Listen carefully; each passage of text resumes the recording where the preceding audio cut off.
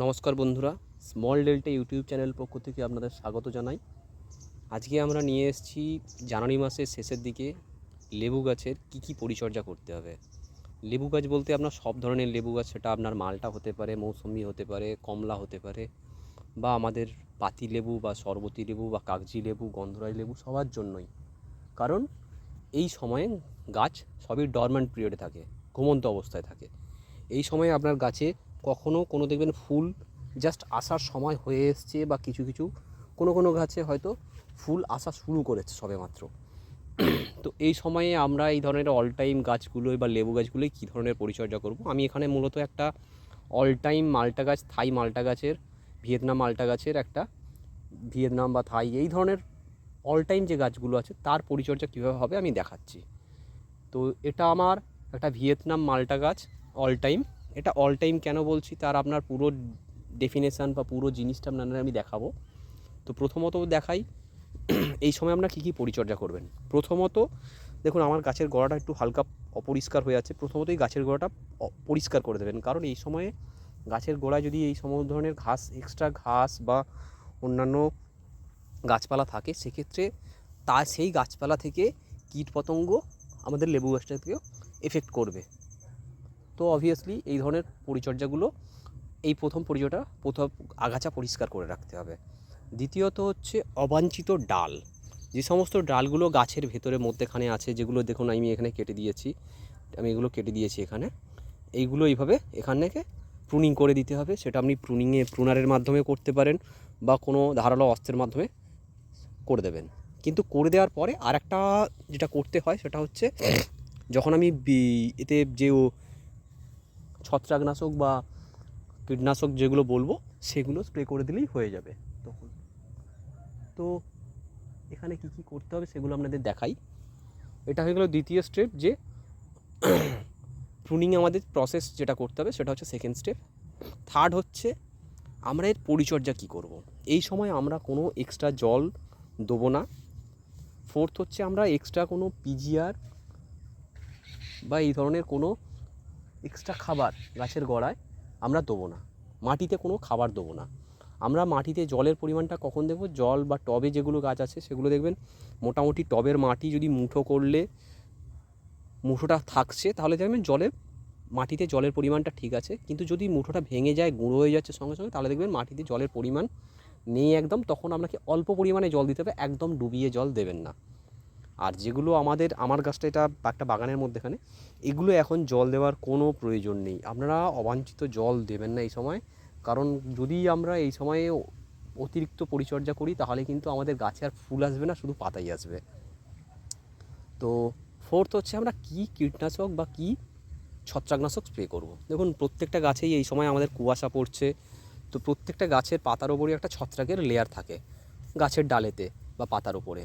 এবং আমাদের যেহেতু নতুন পাতা আসবে, তার জন্য সেই নতুন পাতাগুলো যাতে কোনো কীটপতঙ্গ এসে নষ্ট না করে দিতে পারে, তার জন্য আমাদের আগে থেকে সেই প্রিপারেশানটা নিতে হবে।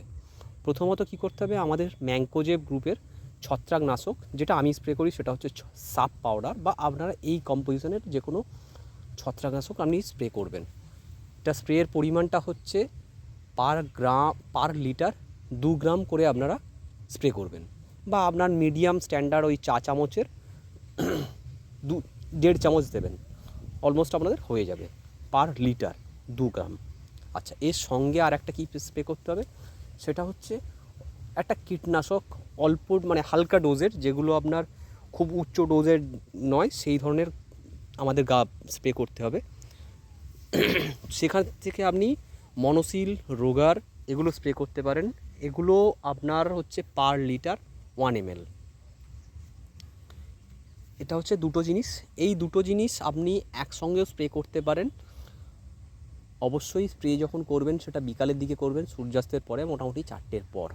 এবং এই স্প্রেটা আপনি যতক্ষণ না ফুলটা আপনার গাছে আসছে ততক্ষণ পর্যন্ত করতে হবে। একবার কি দুবার করতে হতে পারে, কিন্তু এর মধ্যেখানে আপনাকে আরেকটা জিনিস স্প্রে করতে হবে, সেটা হচ্ছে পিজিআর মিনস হচ্ছে আপনি এখানে দুটো জিনিস স্প্রে করতে পারেন। একটা হচ্ছে বুস্টার 2, আর দ্বিতীয়ত হচ্ছে মিরাকুলান। বুস্টার 2 আপনি পার লিটার জলে 4 ফোঁটা, 4টে ড্রপ, আর যদি মিরাকুলার হয় সেক্ষেত্রে পার লিটার 1 ml আপনাকে গাছে স্প্রে করতে হবে। এতে কি হবে, গাছের গ্রোথ ফ্যাক্টরগুলো ত্বরান্বিত মানে আরও দ্রুত করিয়ে দেবে এবং যাতে গাছে ফুল দ্রুত আসে তার সেই রাস্তাটা তৈরি করবে। এটা হচ্ছে আমাদের এই দুটো পিজিআরের কাজ। তো যে কোনো একটা পিজিআর আপনি কীটনাশক এবং ছত্রাকনাশক স্প্রে করার 7 দিন পরে স্প্রে করবেন এবং 7 দিন পর আবার আমরা ওই কীটনাশক বা ছত্রাকনাশকটা আরেকবার স্প্রে করব। তার মধ্যেখানেই দেখবেন ফেব্রুয়ারি মাসের মিডিল চলে আসবে এবং আপনারা তখন গাছে ফুল চলে আসার সম্ভাবনা বেড়ে যাবে। আচ্ছা, এবারে আমি দেখাই এই যে আমার থাই মাল্টা গাছ, ভিয়েতনাম অল টাইম মাল্টা গাছ কেন আমরা বলি। ভিয়েতনাম মাল্টা গাছের একটা সুবিধা হচ্ছে, আমি আপনাকে জিনিসটা দেখাই, সেটা আমি কি দেখলে আপনারা তাহলে বুঝতে পারবেন। দেখুন আমার এখানে গাছে একটা ফল হয়ে আছে, ফলগুলো সাইজ আমার হাতের থেকে অনেক বড়, ঠিক আছে। এগুলো আমি প্লাস্টিক দিয়ে কোটিং করে রেখেছি যাতে এগুলো কোনো কীটপতঙ্গে নষ্ট না করে। এ দেখতে পাচ্ছেন এখানে আমার কিছু ফল ধরেছিল, এই ডালগুলো কিন্তু এই সময় আপনারা ছেঁটে দেবেন, কারণ এই ডালগুলো থেকে আর ফুল ফল আসবে না। তো এটাও এই যে ফলটা আমি দেখালাম, এরকম 15 থেকে 16টা ফল, আমার সেকেন্ড ফল যেটা আমি বলছি এটা হয়েছিল জুলাই আগস্ট মাসে, ঠিক আছে। এবার আমি এগুলো সমস্তই আমার প্যাকেটিং করে প্রোটেকশন দেওয়া আছে। এগুলি প্যাকেটগুলো আমরা যে সমস্ত বাজার থেকে ছোটো সাইজের গ্রসারি দোকান থেকে যেগুলো আমরা পাই সেগুলোই একটা জাস্ট এই পয়েন্টেডগুলো ছেঁদা করে দেবেন এবং মুখের সামনে একটা সুতো দিয়ে ওটাই সিল আপ করে দেবেন যাতে বাইরে থেকে কিছু ঢুকতে না পারে। আচ্ছা, এটা হচ্ছে আপনার জুলাই আগস্ট মাসের ফল। এর আগে যে ফুলটা আছে মানে ফেব্রুয়ারি মাসে সেটা ছিল, সেটা আমার হারভেস্টিং হয়ে গেছে। এবার আমি দেখাই আপনাকে যে ফলের সাইজটা। একটা ফল আমি খুলে রেখেছি আপনাদের জন্য দেখানোর জন্য, দেখুন এবার দেখুন ফলের সাইজটা। আচ্ছা, দ্বিতীয় হচ্ছে দেখুন ফলের হারভেস্টিং টাইম হয়ে এসছে, এখনও পুরোটা পাকেনি, বাট অল্প অল্প রং ধরেছে। তো আর হয়তো 10 বা 15 মানে জানুয়ারির এন্ডের দিকে এই ফলটা হারভেস্টিং হয়ে যাবে। এবার আপনাদেরকে দেখাই সেপ্টেম্বর অক্টোবর মাসে আর একটা ফুল এসেছিলো গাছে, সেই ফুলগুলো থেকে কিভাবে সেগুলো ফল সেট হয়েছে দেখুন। এই ফলগুলোর সাইজ আপনি যদি দেখেন মোটামুটি টেনিস বল বা টেনিস বলের কাছাকাছি বা তার বড় হয়ে গেছে। এটা দেখতে পাচ্ছেন কত সুন্দর ফল সেট হয়েছে। এটাও আমার প্রায় 10টার মতো ধরেছে। আচ্ছা, এরপরে আর একটা ফল এসছে অক্টোবর নভেম্বরের এন্ডের দিকে, মানে নভেম্বরের এন্ডের দিকেই। এই ফলগুলোর সাইজ আপনাদের দেখাচ্ছি দেখুন। এইগুলো নর্মালি পাতিলেবুর থেকে একটু বড়, কিছু কিছু পাতিলেবুর সাইজও হয়ে আছে, ঠিক আছে। তো এইটা আমি বছরে এই গাছটা থেকে 4 বার মৌসুম্বি বা মাল্টা ফল পেলাম।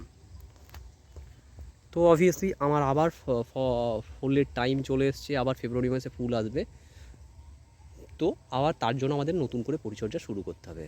তো আমি যে স্টেপগুলো বললাম এগুলো ফলো করুন। অবশ্যই আপনাদের যদি ছাদ বাগান বা গার্ডেনে যদি এই ধরনের গাছ থাকে, মাল্টা গাছ হোক বা মৌসুম্বির গাছ হোক, সেইগুলো অবশ্যই এখন পরিচর্যা শুরু করতে হবে। আচ্ছা, সেকেন্ড থিং আরেকটা আপনাদের জিনিস বলি, সেটা হচ্ছে এই ধরনের প্যাকেটিং করে রাখা কেন রেখেছি। কেন রাখার একটা কারণ হচ্ছে, একটা মাকড় আসে পোকা টাইপের, যেগুলো আপনার বাটারফ্লাই টাইপের, ওগুলোই ফলের ওপরে বসে এবং বসে অল্প ছিদ্র করে এবং ফলটা পেকে যায় এবং সেটা ফলটার পূর্ণতা হয় না, তার আগেই ফলটা পেকে খসে পড়ে যায়। এরকম ফার্স্ট টাইম আমার সঙ্গে হয়েছিল। তো সেই জন্য আমি সেকেন্ড স্টেপ থেকে এইভাবে এটাকে কভার করে রেখেছি, তাতে কিন্তু কভার করে রাখার পরে আমার আর এই ধরনের কোনো অসুবিধার মধ্যে পড়তে হয়নি। এবং আরেকটা জিনিস বলি, এই যে হারভেস্টিং আমরা করব ফলটা, হারভেস্টিং করার পরে আমাদের ব্রাঞ্চের ডালটা এখান থেকে, তো অবভিয়াসলি আমরা এই হারভেস্টিং করার পর আমরা এই পার্টটা থেকে আমরা কিন্তু পুরোটা কেটে ফেলে দেবো এই বাঁচটা, কারণ এখান থেকে নতুন তাহলে বাঁচ থেকে নতুন পাতা বেরোবে এবং এখান থেকে গাছটা আবার নতুন করে একটা তার ব্রাঞ্চ তৈরি করবে। কারণ এই বাঁচ থেকে আর এই পাটটা থেকে কোনো ধরনের এখানে ফুল আসবে না এই পাটটা থেকে। তো আমাকে এখান থেকে কিছুটা অংশ কেটে ফেলে দিতে হবে। এটা অবশ্যই করে দেবেন। এবং আরেকটা জিনিস যেটা বলি, আমাদের কাছে দেখবেন এই ধরনের কিছু কিছু ডাল বেরোয় যেগুলো রাউন্ড শেপ নয়, ঠিক আছে? এগুলোকে আমরা বলি ওয়াটার সাকার। এইগুলো মেনলি কী হয়, এই গাছগুলো গাছের অতিরিক্ত তেজ খেয়ে নেয় এবং গাছটাকে দুর্বল করে দেয়। তো অবভিয়াসলি আপনারা অবশ্যই ওয়াটার সাকারগুলো পুরোটা কাটবেন না, কিছুটা বাঞ্চ রেখে, মানে গাছটা 4 ইঞ্চ বা 5 ইঞ্চ বা 1 আঙুলের থেকে সাইজের করে রেখে ওইখান থেকে কেটে ফেলে দেবেন, তাহলে ওর পাশ থেকে আবার নতুন ব্রাঞ্চ তৈরি করে নেবে। তো আজকে বন্ধুরা এখানেই শেষ করছি।